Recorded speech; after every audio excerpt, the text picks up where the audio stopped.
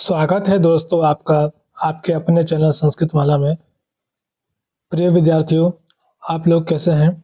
आज हम बात करने वाले हैं मध्यमा बोर्ड के बारे में। और जैसा कि आपको मैंने पहले बताया था कि अब हम मध्यमा बोर्ड की तैयारी शुरू करने वाले हैं, तो सभी साथी जुड़ जाएं और इस सेशन को सभी लोग शेयर कर दीजिए। इस वीडियो में हम बात करने वाले हैं कि हम तैयारी कैसे करेंगे और मैं आपको कैसे तैयारी करवाऊंगा और आप लोग क्या-क्या तैयारी करेंगे। ठीक है, तो सभी लोग जुड़ जाइए और चलते हैं अपने सिलेबस की तरफ और देखते हैं कि हमें क्या-क्या पढ़ना है, किस प्रकार से पढ़ना है। तो हमारा सबसे प्रथम पेपर जो है, जिसका नाम है संस्कृत व्याकरण, आप देखेंगे कि यह पूरे 100 अंक का है, जिसमें आपको 60 अंक का तो लघु सिद्धांत कौमुदी पढ़ना है। इसके अंतर्गत जो भी कारक है, संधि है, प्रत्यय वगैरह पढ़ना है, वह सब मैं सारा पढ़ाऊँगा। लेकिन पढ़ाने का तरीका इसमें ये रहेगा कि आपको ऑब्जेक्टिव ज़्यादा से ज़्यादा सॉल्व करवाऊँगा और वो भी इस प्रकार के ऑब्जेक्टिव रहेंगे जो परीक्षा में पूछे गए। इससे जो पुराने प्रश्न पत्र थे उसमें जो पूछे गए हैं। अगर आप जानना चाहते हैं कि लघु सिद्धांत कौमुदी का जो डिटेल सिलेबस क्या है, इसमें क्या-क्या पढ़ना है, तो आप हमारे चैनल पर जाके यह देख सकते हैं। आप हमारे चैनल के प्लेलिस्ट में जाकर मध्यमा बोर्ड के नाम से एक प्लेलिस्ट बना होगा, उसमें जाकर आप इस सिलेबस को विस्तार पूर्वक देख सकते हैं और उसको पढ़ भी सकते हैं आप, उसमें पुरानी वीडियो भी है उसमें। अब देखते हैं हम ये जो दूसरा हिंदी से संस्कृत में अनुवाद, जो प्रथम पत्र है आपका, इसमें 4 कैटेगरी में इसको बाँटा गया है, 4 भागों में। पहले में तो क्या रहेगा आपका लघु सिद्धांत कौमुदी, जो 60 अंक का रहेगा।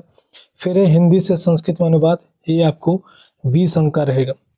फिर इसके उल्टा देख लीजिए संस्कृत से हिंदी में अनुवाद, ये आपके 10 नंबर का, ठीक। और फिर एक घ में जो दिया गया अशुद्धि संशोधन, तो यह सब आपको वीडियो में कराया जाएगा, ठीक है। आप लोग चैनल से बने रहे, चैनल को सब्सक्राइब जरूर कर लीजिए क्योंकि अभी कक्षाएं शुरू होने वाली हैं, ताकि आप चैनल से जुड़ के रहें और कक्षाओं का लाभ ले पाएँ आप लोग। चलिए, अब ये तो हो गया प्रथम पत्र जो संस्कृत व्याकरण का है इसमें। और यहाँ जो आप देख रहे हैं 60 अंक का, और ये 20 अंक, और ये 10 और ये 10, ठीक है। टोटल करेंगे आप तो यह 100 हो जाएगा।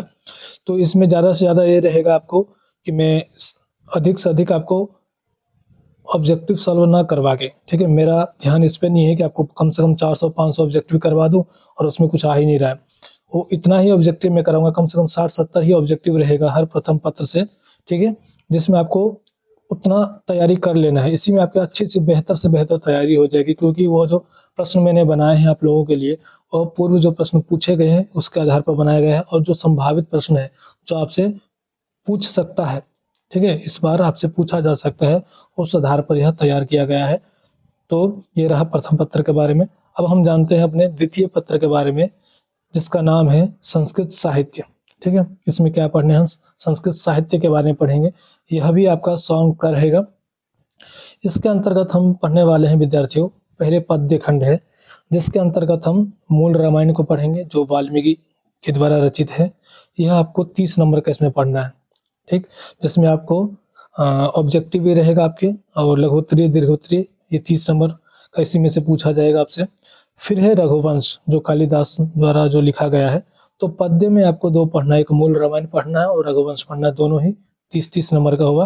तो 60 नंबर आपका ये यहाँ बन गया, ठीक। तो इसके लिए भी आप चैनल पे ही जुड़े रहिए। पहला मैं प्रथम पत्र को समाप्त करवाऊँगा, उसके बाद द्वितीय पत्र का। आपकी तैयारी बेहतर हो जाएगी, बस आप चैनल से जुड़े रहें। फिर है गद्य, ठीक है। गद्य में हमें क्या पढ़ना है? एक है वीरवरोपाख्यानम, यह पढ़ना हमें 25 नंबर का है जो, ठीक। और एक पढ़ना हमें वासुदेवस्य जन्म महात्म्य, वासुदेव के जन्म के महात्म्य के बारे में, महत्ता के बारे में इसको पढ़ना है। और एक और दिया गया है प्रहलादोपाख्यानम, ये पढ़ना है, ठीक है। तो आप देखेंगे ये सारा 25 नंबर का है, इसमें ही पढ़ना है हमको सबको।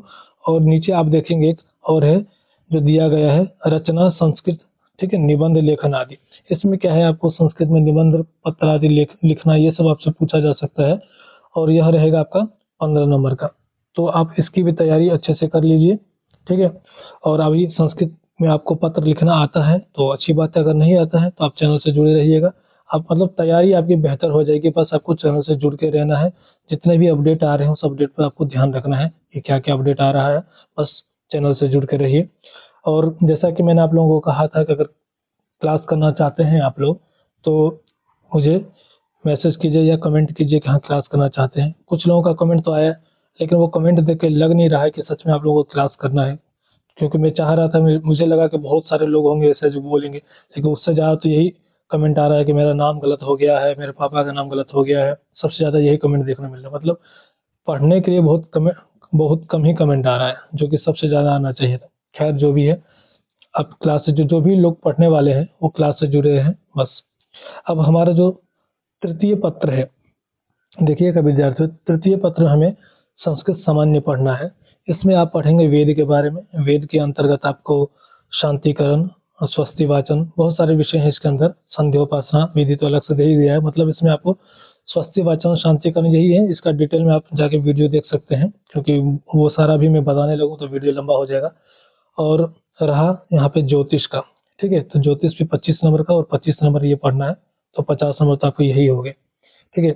तो आपके लिए ज़्यादा से ज़्यादा मैं ऑब्जेक्टिव ना लाके मैं आपके लिए ऐसा तरीका बना बना के लाया हूँ कि आपको कम समय में अच्छी तैयारी हो जाएगी, ठीक है। जहाँ मुझे लगेगा कि आपको यह ऑब्जेक्टिव में तैयारी करवाना है, वहाँ मैं ऑब्जेक्टिव तैयारी करवाऊँगा। और जहाँ लगेगा कि हाँ, इसको मुख्य विषय को आपको बताना है, ठीक है, इसकी थ्योरी को बताना है, तो मैं वहाँ पे थ्योरी ही बताऊँगा, वहाँ पे ऑब्जेक्टिव नहीं बताऊँगा।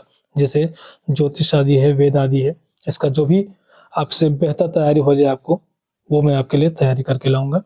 और एक और भाग है इसमें दर्शन। दर्शन आपसे 25 नंबर का पूछा जाएगा, ठीक है। और एक है संध्योपासना विधि, ये भी 25 नंबर का हो गया। तो ये हो गया 50, कुल हो गया आपके 100 नंबर का ये भी, ठीक है। 100 नंबर का ये भी हो गया। तो बस मैं यही कहना चाहूँगा, आप लोग तैयारी करना शुरू कर दीजिए। जो पहले से कर रहे हैं वो अच्छी बात है, और जो नहीं किए, किसी कारणवश नहीं कर पाए हैं, तो आप चैनल के साथ बने रहें, अपनी तैयारी और बेहतर करते रहें। मिलते हैं अगले वीडियो में प्रथम पत्र के साथ। धन्यवाद।